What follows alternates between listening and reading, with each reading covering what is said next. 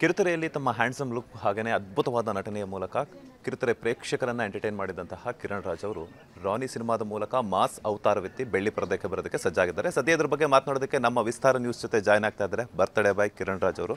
So Rani ಬಗ್ಗೆ ಹಾಗೆಯೇ ಅವರ ಮುಂದಿನ ಪ್ರಾಜೆಕ್ಟ್ಗಳ ಬಗ್ಗೆ ಅವರೇನು ಹೇಳ್ತಾರೆ ಅಂತ ಕೇಳೋಣ. ಮೊದಲನೇದಾಗಿ ವಿಸ್ತಾರ ಟೀಮ್ ಕಡೆಯಿಂದ ಹುಟ್ಟುಹಬ್ಬದ ಶುಭಾಶಯಗಳು. ಆ್ಯಂಡ್ ರಾನಿ ಮಾಸ್ ಅವತಾರದಲ್ಲಿ ಬರ್ತಾ ಇದ್ದೀರಾ, ಏನು ಹೇಳಕ್ಕೆ ಇಷ್ಟಪಡ್ತೀರಾ? ತುಂಬ ಖುಷಿ ಆಗ್ತಿದೆ. ಲಾಸ್ಟ್ ಬರ್ತ್ಡೇ ಟೈಟಲ್ ರಿಲೀಸ್ ಮಾಡಿದ್ದೀವಿ, ಈ ಬರ್ತ್ಡೇ ಸಿನಿಮಾ ಮುಗಿದು ಒಂದು ಡೇಟ್ ಅನೌನ್ಸ್ ಮಾಡಿದ್ದೀವಿ. ಸೊ ಆಬ್ವಿಯಸ್ಲಿ ನನ್ನ ಕಾನ್ಸಂಟ್ರೇಷನ್ ಕಂಪ್ಲೀಟ್ಲಿ ರಿಲೀಸ್ ಇದೆ. ಆ್ಯಂಡ್ ಯಾವ ರೀತಿ ಜನ ಅದಕ್ಕೆ ರೆಸ್ಪಾಂಡ್ ಮಾಡ್ತಾರೆ, ಯಾವ ರೀತಿ ಅದನ್ನು ರಿಸೀವ್ ಮಾಡ್ಕೋತಾರೆ, ಆ್ಯಂಡ್ ಅದರಿಂದ ನಮ್ಮ ಟೀಮ್ ಎಲ್ಲರ ಲೈಫಲ್ಲೂ ಒಂದು ಬದಲಾವಣೆ ಕಂಡಾಗ ಆಬ್ವಿಯಸ್ಲಿ ಇದೊಂದು ಫಿಲ್ಮ್ ಮಾಡಿದ್ದಕ್ಕೂ ಸಾರ್ಥಕ ಅಂತ ಅನಿಸುತ್ತೆ. ಕಿರುತೆರೆಯಲ್ಲಂತೂ ನಿಮ್ಮ ಲುಕ್ ವೈಸ್ ಆಗಿರ್ಬೋದು ಅಥವಾ ನಿಮ್ಮ ಕ್ಲಾಸಿಕ್ ಲುಕ್ ವೈಸ್ ಆಗಿರ್ಬೋದು ಹುಡುಗಿಯರ ಫಾಲೋಯಿಂಗ್ ಇಟ್ಕೊಂಡಿದ್ದಾರೆ. ಸೊ ಈಗ ಮಾಸ್ ಅವತಾರ ಇರ್ತಿದ್ದಾರೆ. ಸೊ ಏನು ಹೇಳಕ್ಕೆ ಇಷ್ಟಪಡ್ತಾರೆ? ಐ ಲೈಕ್ ಚೇಂಜಸ್ ಎಲ್ಲ ಆ್ಯಕ್ಸೆಪ್ಟ್ ಮಾಡ್ತಾರೆ ಅಂತ. ನಾನು ಅರ್ಥ ಮಾಡ್ಕೊಂಡಿದ್ದ ರೀತಿ, ನಾವು ಯಾವ ರೀತಿ ಕೆಲಸ ಮಾಡ್ತೀವೋ ಆ ಕೆಲಸ ಯಾರಿಗೆ ಇಷ್ಟ ಆಗುತ್ತೋ ಅವ್ರು ಮಾತ್ರ ನಿಮ್ಗೆ ಇನ್ಫ್ಲುಯೆನ್ಸ್ ಆಗ್ತಾರೆ. ಸೊ ನಾನು ಇಷ್ಟು ದಿನ ಮಾಡ್ತಿದ್ದಂಥ ಪಾತ್ರ ಏನಿದೆ, ಆಬ್ವಿಯಸ್ಲಿ ಅದಕ್ಕೆ ಟಾರ್ಗೆಟೆಡ್ ಆಡಿಯನ್ಸ್ ಏನಿದ್ದಾರೆ ಅದು ಅವರಾಗಿದ್ದರು. ಇನ್ನು ಮುಂದೆ ನಾನು ಯಾವ ರೀತಿ ಪಾತ್ರ ಮಾಡ್ತೀನಿ ಅದಕ್ಕೆ ತಕ್ಕ ಹಾಗೆ ಟಾರ್ಗೆಟೆಡ್ ಆಡಿಯನ್ಸ್ಗೆ ರೀಚ್ ಆದಾಗ ಆಬ್ವಿಯಸ್ಲಿ ಆ ಕ್ರೌಡ್ ಫಿಲ್ ಆಗ್ತಾ ಹೋಗುತ್ತೆ. ಆ್ಯಂಡ್ ಸಿನಿಮಾ ಸಕ್ಸಸ್ ಅಥವಾ ಯಾವುದೇ ಒಂದು ಕೆಲಸದಲ್ಲಿ ಒಂದು ಬೆಳವಣಿಗೆ ಅಂತ ಆಗಲಿ, ಇಟ್ಸ್ ಅ ಜರ್ನಿ.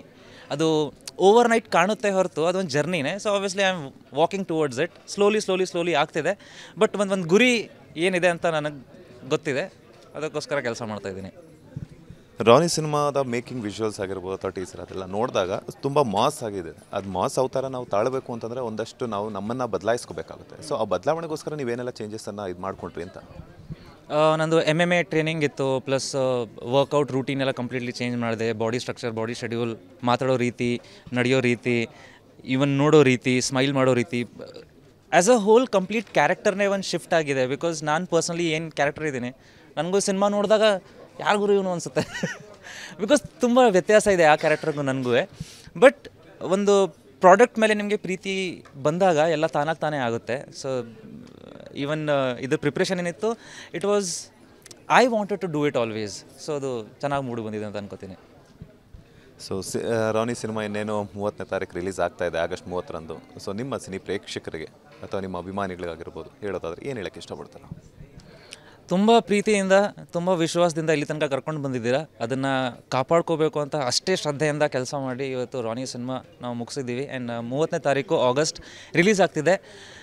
ನೀವು ನೋಡಿದ್ರೆ ನಿಮಗೆ ಇದೊಂದು ಮನೋರಂಜನೆ ಮಾತ್ರ, ಬಟ್ ನಮ್ಮಂಥ ಕಲಾವಿದರಿಗೆ ಇದೇ ಬದುಕು. ಸೊ ದಯವಿಟ್ಟು ಥಿಯೇಟ್ರಿಗೆ ಬಂದು ಇದು ಸಿನಿಮಾ ನೋಡಿ ಗೆಲ್ಲಿಸಿ. ನಮಗಂತೂ ಹೆಲ್ಪ್ ಆಗುತ್ತೆ. ನನ್ನ ಪ್ರಕಾರ ಕನ್ನಡ ಇಂಡಸ್ಟ್ರಿಗೆ ಹೋಲ್ಸೇಲಾಗಿ ಹೆಲ್ಪ್ ಆಗಬೇಕು. ಬಿಕಾಸ್ ಒಂದು ಇಂಡಸ್ಟ್ರಿ ನಮ್ಮ ಕೈಯಿಂದ ಹೋಗ್ತಿದೆ, ಅದನ್ನು ಉಳಿಸ್ಕೊಳ್ಳೋ ಜವಾಬ್ದಾರಿ ನಮ್ಮದಾಗಿದೆ. ಸೊ ದಯವಿಟ್ಟು ಪ್ರತಿಯೊಬ್ಬರು ಥಿಯೇಟ್ರಿಗೆ ಬನ್ನಿ, ಕನ್ನಡ ಸಿನಿಮಾನ ಸಪೋರ್ಟ್ ಮಾಡಿ. Thank you. ಆ್ಯಂಡ್ ಸಿನಿಮಾ ಹೊರತುಪಡಿಸಿ ಮತ್ತೊಂದು ಕ್ವಶನ್ ಇದೆ, ನಿಮಗೆಲ್ಲ ಗೊತ್ತು, ಅದೇ ಕ್ವಶನ್ನೇ ಇದೆ. ಯಾಕಂದರೆ ಈಗ ಇತ್ತೀಚೆಗೆ ಯಾಕಂದರೆ ಚಿತ್ರರಂಗದಲ್ಲಿ ಆಗ್ತಿರುವಂಥ ಬೆಳವಣಿಗೆಗಳ ಬಗ್ಗೆ. ಸೊ ಏನು ರೇಣುಕಾಸ್ವಾಮಿ ಕೊಲೆ ಪ್ರಕರಣದಲ್ಲಿ ಆರೋಪಿ ಸ್ಥಾನದಲ್ಲಿ ದರ್ಶನ್ ಅವರಿದ್ದಾರೆ. ಸೊ ನೀವು ಅವ್ರನ್ನ ಯಾವತ್ತಾದರೂ ಭೇಟಿಯಾಗಿದ್ರಾ ಅಥವಾ ಈ ಒಂದು ಪ್ರಕರಣದ ಬಗ್ಗೆ ನೀವೇನು ಹೇಳ್ತೀರಾ ಅಂತ? ನಾನು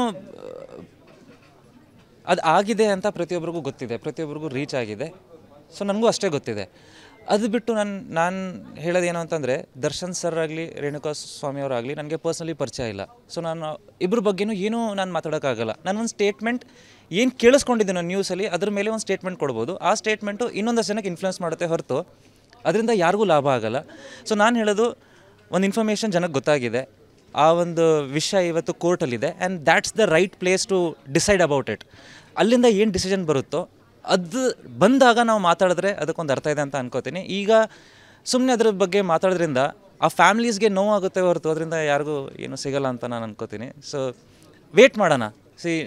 ಕಾನೂನು ಮೇಲೆ ನಂಬಿಕೆ ಇದೆ ಅಲ್ವಾ, ಅಲ್ಲಿ ಪಕ್ಕ ಅದಕ್ಕೆ ತಾನೇ ಎಲ್ಲ ಅಲ್ಲಿಗೆ ಹೋಗೋದು.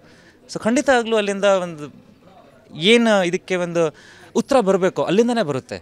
ಅದಾದಮೇಲೆ ಇದ್ರ ಬಗ್ಗೆ ಮಾತಾಡೋಣ. ಅಂದರೆ ದರ್ಶನ್ ಅವರಾಗಲಿ ಅಥವಾ ಫ್ಯಾಮಿಲಿ ಮೆಂಬರ್ಸ್ ಆಗಿರೋದು ನಿಮಗೆ ಪರ್ಸ್ನಲಿ ಏನಾದ್ರು ಕಾಂಟ್ಯಾಕ್ಟಲ್ಲಿದ್ರಾ, ಟಚ್ಚಲ್ಲಿದ್ರಾ ಅಂತ? ಹಾಂ, ಅಂದರೆ ನಾನು ಕನ್ನಡತಿ ಮಾಡಬೇಕಾದ್ರೆ ದರ್ಶನ್ ಸರ್ ತಾಯಿ ದಿನಕರ್ ಸರ್ ಲೈಕ್ ಹೌದು ಇವರು ಟಚಲ್ಲಿದ್ದರು. ದಿನಕರ್ ಸರ್ ನನಗೆ ಸಿನಿಮಾ ಸ್ಟಾರ್ಟಿಂಗ್ ನನಗೆ ಸೀರಿಯಲಿಂದ ಯಾವಾಗ ಮೂವಿಗೆ ಶಿಫ್ಟ್ ಆಗಬೇಕಾಗಿತ್ತು ಆಗ ತುಂಬ ಅವರು ಗೈಡ್ ಮಾಡ್ತಿದ್ರು, ಯಾವ ಥರ ಮಾರ್ಕೆಟ್ ಇದೆ, ಯಾವ ಥರ you have to stand here. And Meenamma ಅವರಂತೂ ಮನೆ ಮಗು ಥರ ಅವರು ಟ್ರೀಟ್ ಮಾಡಿದ್ದಾರೆ.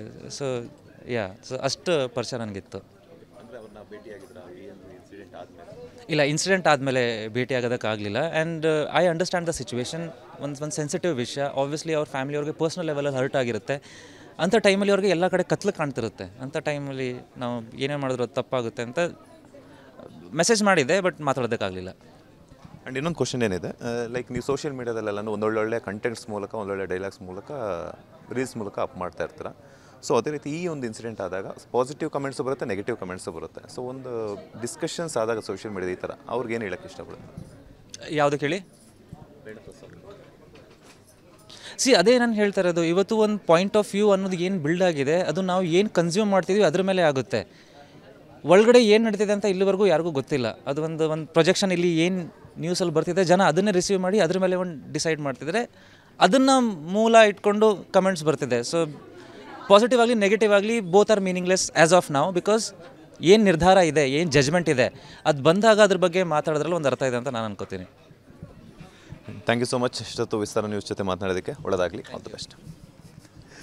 ಇದಿಷ್ಟು ನಟ ಕಿರಣ್ ರಾಜ್ ಅವರ ಮಾತು. ಕ್ಯಾಮ್ರಾ ಪರ್ಸನ್ ಗಿರೀಶ್ ಜೊತೆ ಮಂಜುನಾಥ್ ಶ್ರೀನಿವಾಸ್, ವಿಸ್ತಾರ ನ್ಯೂಸ್, ಬೆಂಗಳೂರು.